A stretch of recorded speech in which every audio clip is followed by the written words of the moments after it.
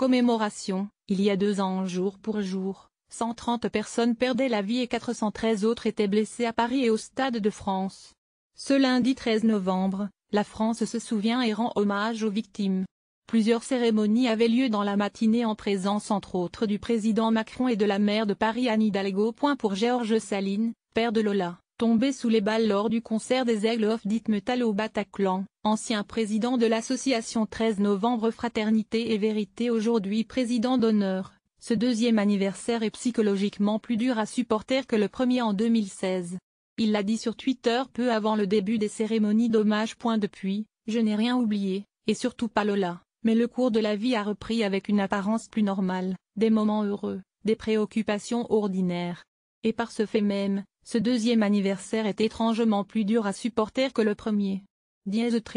Georges Salines Georges Salines 13 novembre 2017 contacté par le HuffPost, ce médecin de santé publique indique que cette journée, 2 ans après la mort de sa fille, est encore très différente de celle de 2016. Ce jour pèse particulièrement.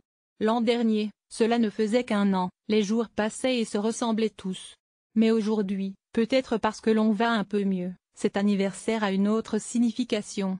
Il nous replonge dans les souvenirs, dans le deuil, explique-t-il. Un sentiment partagé par d'autres proches de victimes, précise-t-il après avoir discuté avec certains d'entre eux. Mais, poursuit Georges Salines, les commémorations d'aujourd'hui sont une bonne chose. Nous sommes avec nos amis, on se serre les coudes, on se soutient. Et il y a la solidarité, qui va des officiels aux personnes anonymes. Ça apporte quelque chose.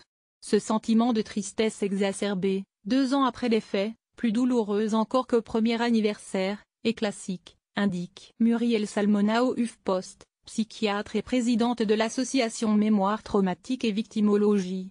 Selon la spécialiste, si les victimes et leurs proches se sentent davantage atteints des années après le drame, c'est parce qu'elles commencent à subir une explosion de mémoire traumatique. Des sentiments comme gelés pour faire face à la vie de tous les jours pendant le temps qui suit un événement traumatisant, les victimes sont comme anesthésiées, dans un état d'hébétude. Elles vivent une dissociation des sentiments afin de survivre dans l'immédiat.